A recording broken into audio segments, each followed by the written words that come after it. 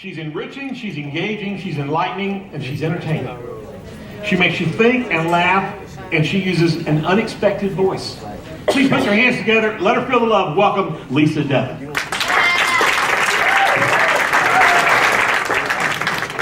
White people think my poetry is rap.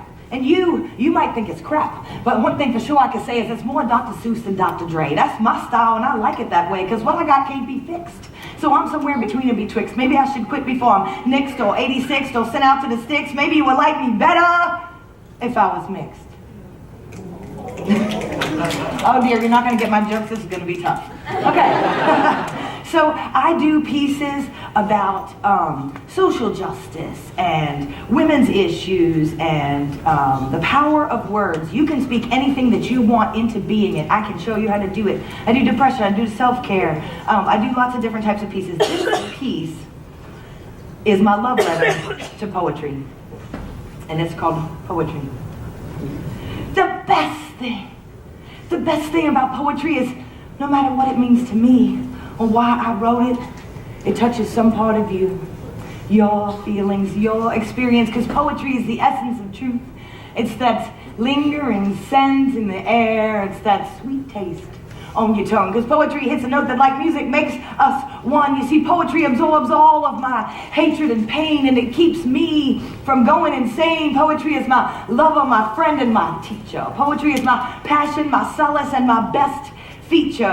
It's my power source and my beacon, leading me like a deacon, and under it a lesser woman might weaken, but know that it's truth that I'm speaking, just like you've been seeking. If I gotta write, your eyes will be leaking, because poetry comes on me and I can't stop it.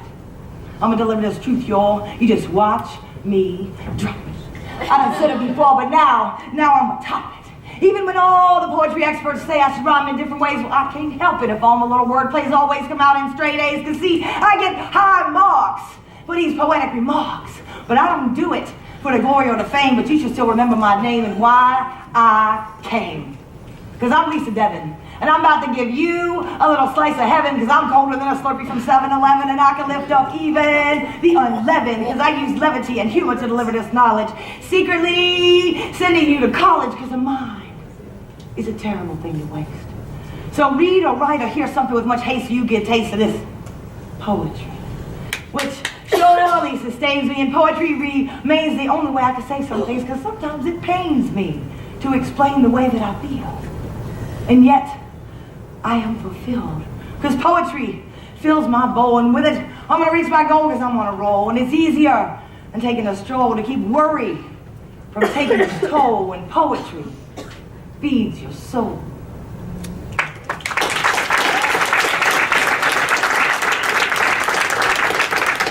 All right, before I do this next piece, I got to make sure, this is a safe space, right? We sure? Yeah. So y'all not going to judge me, right? No. Okay. This one is called Mistress. Oh, my enchanting mistress, how I ache for the comfort of your touch. When I'm short on time, it's always you who gets displaced, but I truly adore our time together. Dark, dreary nights, and cold, snowy mornings, and rainy afternoons, and long, lazy mornings that turn into afternoons. With your healing arms around me, I am restored and renewed. Your gentle caress strokes my genius, and you pleasure me in ways that are beyond words. You whisper my name, and I am weak, drawn to you for the respite that I seek as you recharge my body and my soul, nurturing my whole being. And being with you is a spiritual experience, filling me with the knowledge of my own power. Sometimes I spend the whole day dreaming of when I could be with you again. And then there are the days that I refuse to wash the scent of you off me, longing for languid hours, luxuriating in your touch. Our brief visits leave me wanting more as you, who I truly adore, even when you play hard to get, cool, aloof, and elusive. I know it's just payback for how I ignored you to party all night in my youth, or how I abused you to fuel my own growth, or when I used you to escape bad moods and bad days. Please forgive my selfish ways and don't evade me. Don't be that way, baby. You know I love you. But I won't leave with you. I can't leave my family for you, not just yet anyway, hopefully not till I'm really old and gray. My beautiful, seductive mistress of the night, take me far from this strife and the fight for daily life and fill my dreams with visions of tomorrow and the paths that I should follow and help me to be the best that I can, and I promise to spend every night with you. And my husband won't mind at all if I do. In fact, he loves you even more than I do. But I have to go now. I have things to do.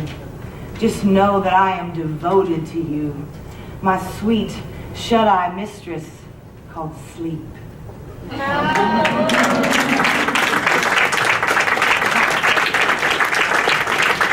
had y'all on a little bit tonight. All right. Anyways, we'll trying to start something.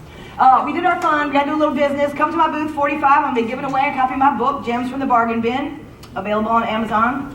Be my friend on social media. And but now we're going to do a little serious business. But this one requires your audience participation. Who's in? All right, stay with me. A little at the beginning, a little at the end. All right? It's called Look at Me. Look at me! Look at me! Do you think I'm pretty? Yes. Do you? Yes. Well, you have to. So you will like me. So you will listen to me. Because I've got to tell you, people are starving. Well, we are starving ourselves to fit into cute clothes. And what we're really starving for is acceptance. When we get beauty treatments from our head to our toes, hair is dyed and permed if it's even real, and plastic nails add sex appeal, and we tame those wrinkles with a chemical peel so beautiful we can feel. Noses fixed by the knife to make a pretty wife. Beauty is a big part of our life, and the lack of it causes strife, so we strive for this every day. We endure torture for this because beauty is never painless. So bleach or tan the skin, which must be taught. Because we were never taught to value the beauty within. And that, my friends, is how we ended up with Botox. That is literally short for botulism toxin. Now, you're not about to inject your cow piss poison underneath my skin, so my face remains frozen to a mask of acceptance for your lookism, your lower wages, and you looking at us like we on the menu. You wish I couldn't raise my eyebrow at the cost of this little procedure. Or give you the fisheye, because something here stinks. Like always being judged on our appearance. You know, that chicks our confidence, so we're always on the defense. It's hard to get ahead when your hair matters more than what's in your head. That's why centuries of wisdom have been reduced to old wives' tales. Because don't nobody want any old wives' tale. You see, we're always striving for this outer beauty, and what we should be striving for is freedom. The freedom to have any kind of life we want. The freedom from want. The freedom to look beautiful just like we do, with no artificial colors or flavors.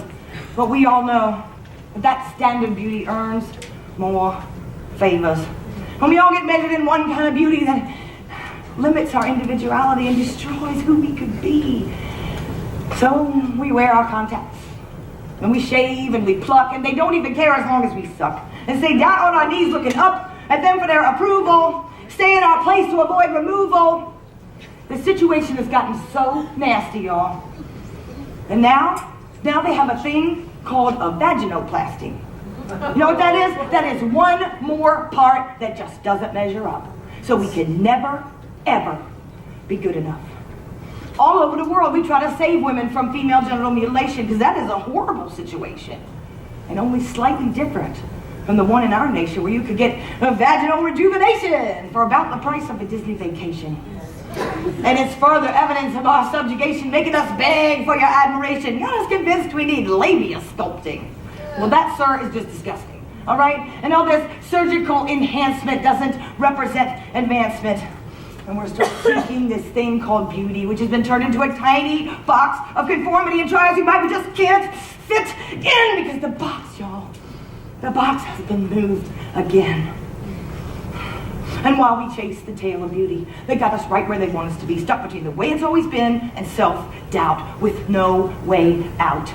Keep her trapped in front of the mirror so you don't have to hear her speaking in the halls of Congress because they fear the progress that we would bring to that house. Without compassion and cooperation, women could change the course of this nation and break free from the stagnation it tempts the imagination. So let me hear you if you're ready for some liberty. All right then, repeat after me. Anyone who doesn't like my natural body isn't good enough for me.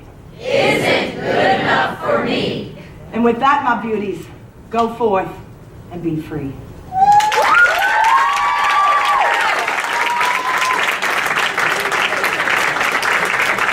Amazing work. Lisa Devon. Give her another round of applause. Amazing spoken word artist. That's incredible.